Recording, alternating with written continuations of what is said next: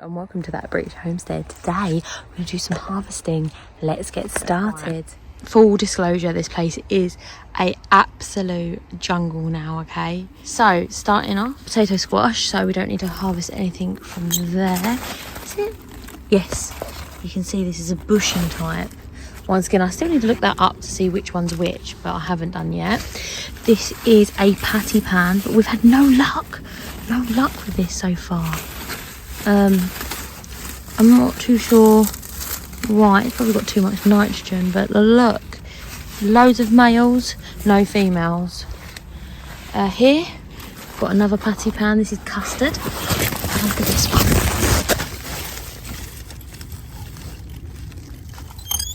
There we go. Look at that. That is huge. Check that out. It is massive. Looking great, and I believe there's another one.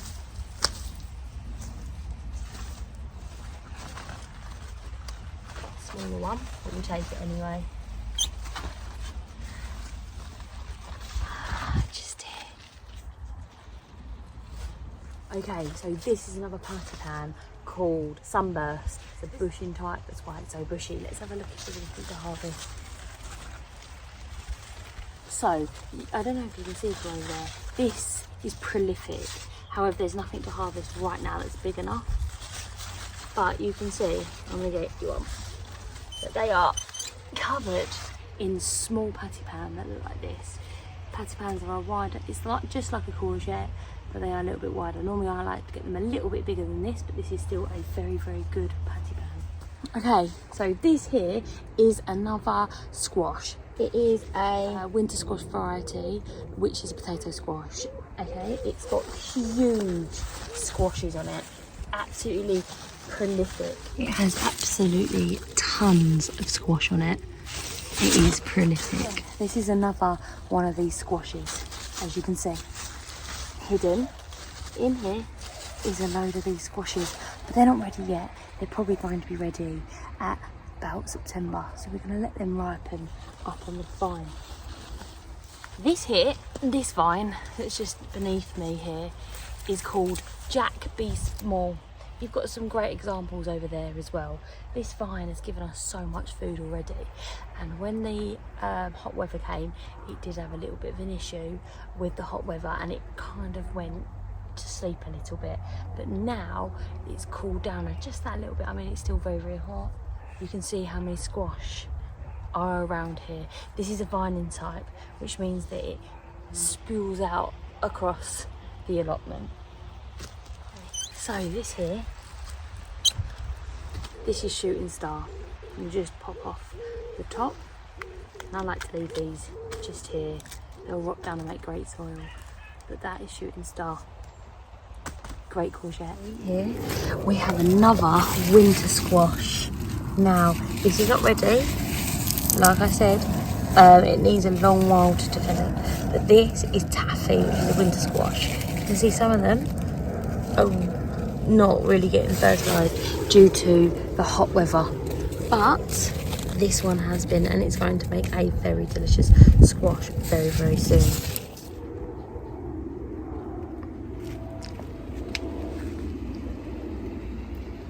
So this squash here is actually called spaghetti squash. It is another winter squash. It's going to have a huge harvest. It's prolific. This one, in fact, has had quite significant damage from the foxes. It was dug up, but it is absolutely prolific. It is actually quite affected by powdery mildew. This is at the end stages of its life now.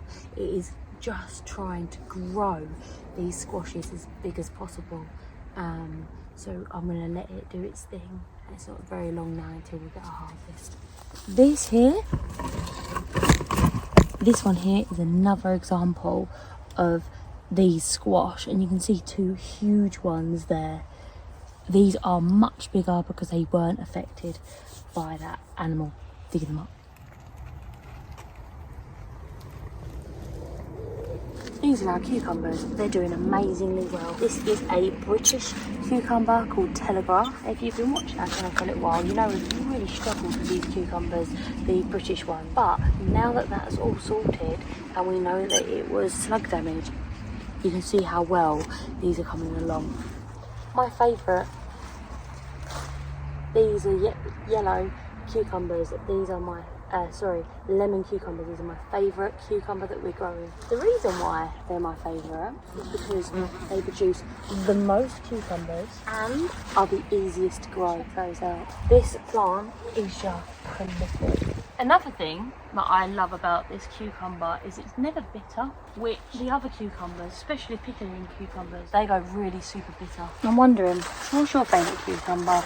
And have you tried to grow this lovely lemon cucumber?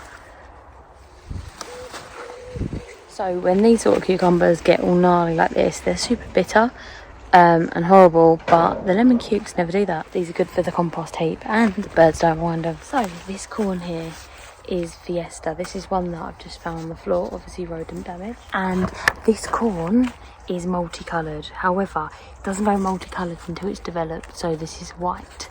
Okay, now we're going to go through here and just double check that nothing is too developed, but also to see why that's been pulled off. Let's get started. So this corn is wind pollinated, so what you do is pretend I'm the wind. It rattles around and the pollen that's all the way up here, that flutters down and lands on the silk, just like that. Okay, flutters down and lands on the silk, which is on top. When this isn't dry and it's obviously ready to eat, then it will catch the silk, and each piece of pollen will fertilise and grow one piece of corn. I think that's pretty awesome. These are our beans. Our beans are doing really great. None of them are quite ready to harvest yet. But since we've got the cover on, they're doing amazing. I hope that you can see them all right because they are beautiful. These beans are also doing quite well, but the issue with these is they were transferred just before a massive heat wave, which reminds me, probably not a good idea to transfer something before a massive heat wave. So the orchard is still a little bit of a mess, but that's okay because we're getting there. And if your garden's not a mess in August, then I'm more power to you. Give me some tips down below. However, everything is growing in the orchard. Everything is growing. It might look messy, but it's growing. And they're getting established and trying to get into the point where they're weed free, which is good. It's good, guys. By the way, I started watering my mint, and this is going to really surprise you guys, but if you water mint grows. Who knew? Oh, whilst we're here, let's give us a little trim to our herbs. So over this side, we've got our herbs, and to be honest, I could do with some. I'm drying these for winter and some thyme. When I get the thyme, I like to harvest some thyme. Give it a little bit of a haircut. Not bad at all. I've watered half the allotment, fantastic. So I'm going to go through and harvest these before I water them. The reason you want to do that is because these taste so much better when they haven't been watered. Sounds cruel, doesn't it? This is Roma. This is a great soup variety.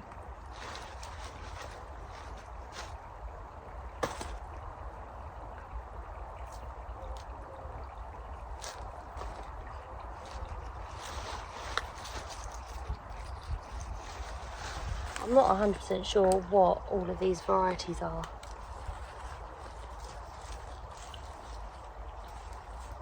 But they are cropping. This is yellow Roma.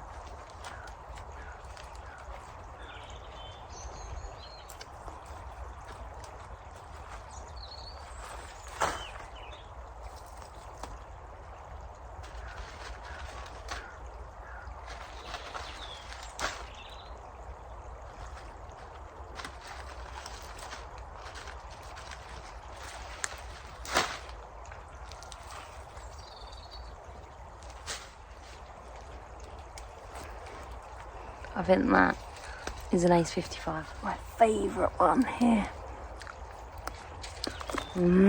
These here are my favourite in the world tomatoes.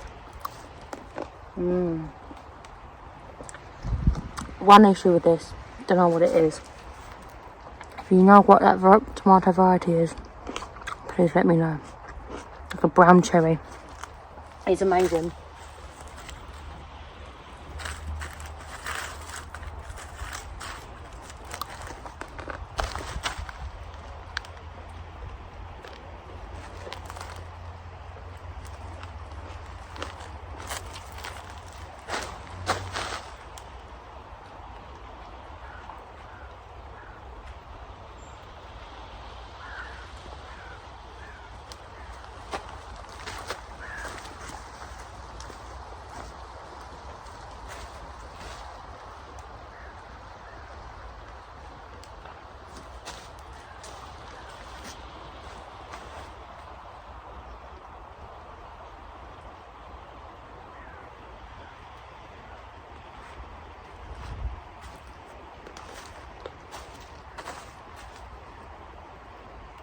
Check that out.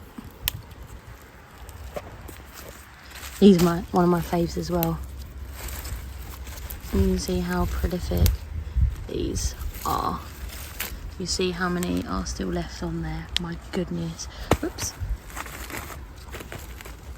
Oh, I can barely lift them. They're so pretty as well. Covered in spiders though.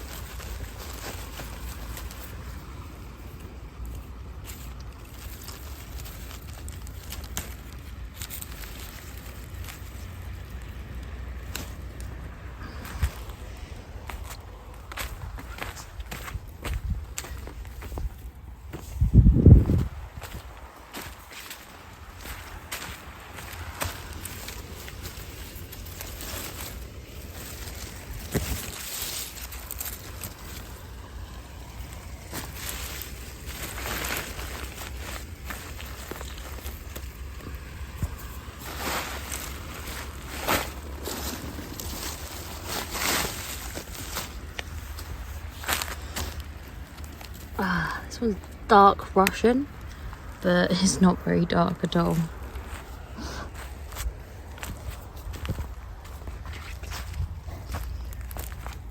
I'm only going to do a basic harvest today because I'm going to fill that and I'm done. Got all of these rest to do tomorrow. They're not quite ready yet. These are really good tomatoes. Oh, yeah. So I'm in one of the woods that we walk Bailey. There he is. It's so dry here. Like, it looks like it's gone into fall. It's so hot. There's no rain. It's ridiculous.